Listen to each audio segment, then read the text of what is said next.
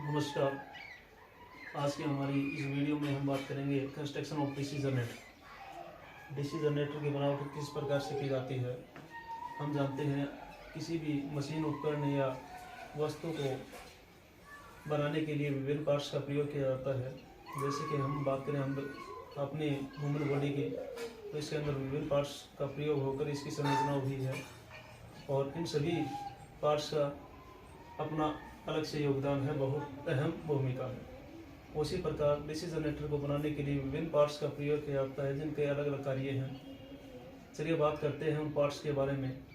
तो DC generator की बनावट में जो पार्ट्स प्रयोग किए जाते हैं, तो सबसे पहला पार्ट जो हमारा है वो है योक। योक डीसी जनरेटर या डीसी मशीन का बाहरी पार्ट होता है। छोटे छोटे जनरेटरों में इसको कास्ट आयरन के द्वारा बनाया जाता है तथा बड़े बड़े जनरेटरों में इसको कास्ट स्टील के द्वारा बनाया जाता है। इसका कार्य डीसी जनरेटर के आंतरिक भागों को सुरक्षित रखना है तथा चुंबकीय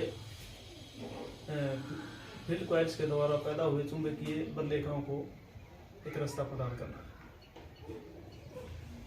इसकी आकृति आप चित्र में देख सकते हैं, किस प्रकार से इसको बनाया जाता है, किस प्रकार से इसकी आकृति होती है। बात करें नेक्स्ट पार्ट की। नेक्स्ट पार्ट है हमारा फील्ड पोल। फील्ड पोल्स भी कास्ट आयरन या स्टील के बने होते हैं। इनको नट या पेचों की सहायता से योग कर कसा जाता है। छोटे छोटे जनरेटरों में 2 फील्ड पोल प्रयोग किए जाते हैं तथा बड़े बड़े जनरेटरों में फील्ड पोल के साथ में पोल शू भी प्रयोग में लाया जाता है। पोल शू का कार्य क्या होता है? चुंबकीय बल रेखाओं को एक समान फ्लक्स प्रदान करना। बात करें नेक्स्ट पार्ट की, तो नेक्स्ट पार्ट हमारा लैमिनेटेड कोर। लैमिनेटेड कोर को आर्मेचर कोर भी कहा जाता है। इनको बनाने के लिए सिलिकॉन स्टील की पतली पतली पत्तियों का प्रयोग किया जाता है जिनको सेगमेंट्स के नाम से जाना जाता है।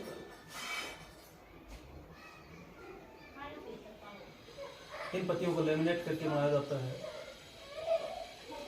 लैमिनेशन की जो मोटाई होती है 0.35 mm से लेकर 0.6 mm होती है तथा इनको पतला रखा जाता है क्योंकि डीसी जनरेटर या मशीन के अंदर जो एडी करंट हारियां होती हैं उनको कम करने के लिए लैमिनेटेड कोर्स को पतला बनाया जाता है। बात करें नेक्स्ट पार्ट की। नेक्स्ट पार्ट है हमारा आर्मेचर। आर्मेचर डीसी जनरेटर का घूर्णीय भाग होता है। फील्ड कॉइल्स को फिट करने के लिए इसके ऊपर खांचे कटे होते हैं या स्लॉट्स कटे होते हैं। ये स्लॉट्स विभिन्न टाइप्स में होते हैं, जैसे कि खुला स्लॉट, अर्धबंद स्लॉट या पूर्ण बंद स्लॉट।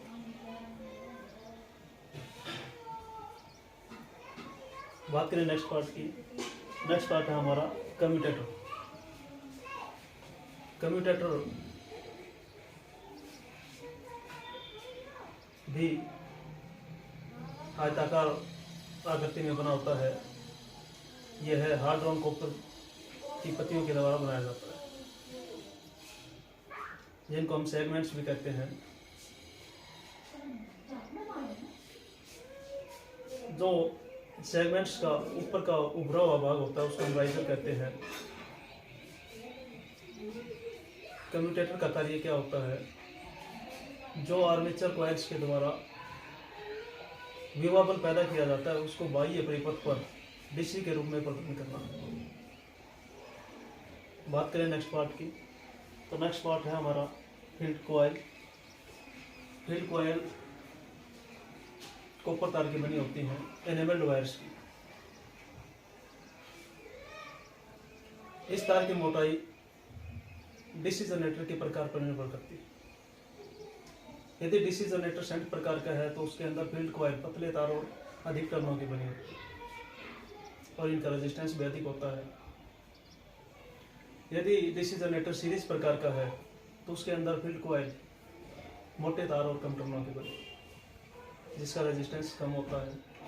क्योंकि हम जानते हैं कि जैसे जैसे तार की मोटाई बढ़ाते चले जाते हैं तो उसका रेजिस्टेंस कम होता जाएगा, और तार की मोटाई घटाते जाएं तो उसका रेजिस्टेंस अधिक होता जाता है।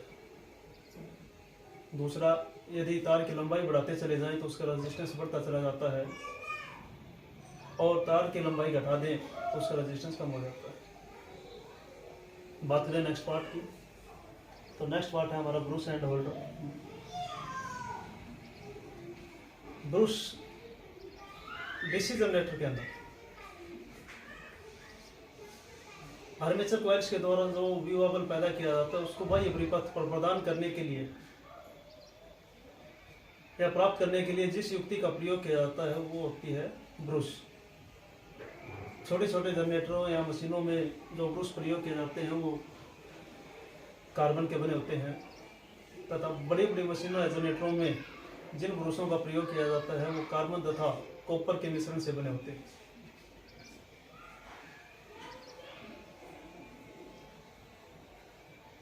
बात करें ब्रूस होल्डर की, इसको रोकर प्लेट के ऊपर फिक्स किया जाता है तथा कार्बोब्रूसिस को इसी के अंदर लगाया जाता है। नेक्स्ट पार्ट की बात करें, नेक्स्ट पार्ट है हमारा ब्रूस लीड। ब्रूस लीड भी कॉपर की एक तार होती है जो कि ब्रूस से जुड़ी होती है। इसको पिग टेल के नाम से भी जाना जाता है। इसका कार्य क्या है? ब्रूस और परिपथ को आपस में जोड़ना इसका कार्य। बात करें नेक्स्ट पार्ट की, तो नेक्स्ट पार्ट है हमारा ब्रूस रोकर और रोकर प्लेट। ब्रूस रोकर या रोकर प्लेट जो डीसी जनरेटर के अंदर एंड कवर्स होते हैं उनके ऊपर इसको फिट किया जाता है तथा इसी के अंदर ब्रूस होल्डर को फिक्स किया जाता है। रोकर प्लेट की अवस्था को बदलकर आसानी से कार्बोब्रूसिस की स्थिति को सेट किया जा सकता है।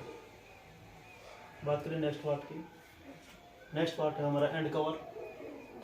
एंड कवर जो डीसी जनरेटर या मशीन की योक होती है उसको दोनों साइड से बंद करने के लिए एंड कवर्स का प्रयोग किया जाता है। ये भी कास्ट आयरन या कास्ट स्टील के बने होते हैं।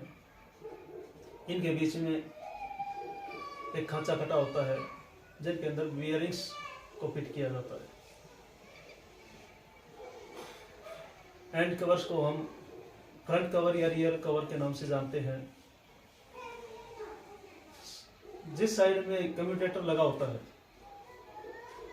उस साइड के कवर को हम रियर कवर कहते हैं तथा इसके विपरीत वाले साइड को हम फ्रंट कवर कहते हैं। नेक्स्ट पार्ट की बात करें तो नेक्स्ट पार्ट है हमारा बियरिंग्स। बियरिंग्स एंड कवर्स के अंदर फिट किए जाते हैं तथा आर्मेचर को घुमाने के लिए जो जिस शाफ्ट का प्रयोग किया जाता है उनको इन बियरिंग्स के अंदर लगाया जाता है। अलग अलग प्रकार के जनरेटरों या मशीनों के अंदर अलग अलग प्रकार के बियरिंग्स का प्रयोग किया जाता है जो कि निम्न प्रकार के होते हैं। Number 1, Bush bearing. Bush bearing gunmetal के बने होते हैं जिनका प्रयोग छोटे छोटे जनरेटरों में किया जाता है। Number 2, ball bearing. ये स्टील के बने होते हैं जिनके अंदर बाल्स का प्रयोग किया जाता है। इनका प्रयोग छोटे या मध्यम आकृति के जो जनरेटर होते हैं उनमें किया जाता है। Number 3, roller bearing. बड़े बड़े जनरेटरों में इस प्रकार की बियरिंग का प्रयोग किया जाता है। इनके अंदर बॉल की जगह एक बेलनाकार के रूप में वाल्व्स का प्रयोग किया जाता है। बात करें नेक्स्ट पार्ट की, नेक्स्ट पार्ट है हमारा cooling fan. Cooling fan cast iron या एल्यूमिनियम का बना होता है। इसको शाफ्ट के ऊपर कम्यूटेटर के विपरीत दिशा में लगाया जाता है। इसका कार्य क्या होता है? डीसी जनरेटर या मशीन को हवा देकर ठंडा रखना इसका कार्य है। बात करें नेक्स्ट पार्ट की, तो नेक्स्ट पार्ट है हमारा शाफ्ट एंड पुल्ली। आर्मेचर तथा कम्यूटेटर को जिस पर लगाया जाता है उसको हम शाफ्ट कहते हैं। इसको बियरिंग्स के अंदर लगाया जाता है जिससे आर्मेचर स्मूथली घूमता है। शाफ्ट के ऊपर लगे कम्यूटेटर के विपरीत साइड वाली साइड पर शाफ्ट के ऊपर पुल्ली लगाई जाती है। पुल्ली का कार्य क्या होता है? जब डीसी जनरेटर या मशीनों को किसी बाह्य स्रोत या एक्साइटर के द्वारा घुमाया जाता है तो उससे जोड़ने के लिए पुल्ली का प्रयोग किया जाता है। तो ये थे डीसी जनरेटर के पार्ट्स। आशा करता हूँ आपको अच्छी प्रकार से समझ में आएंगे। आज के लिए इतना ही। धन्यवाद।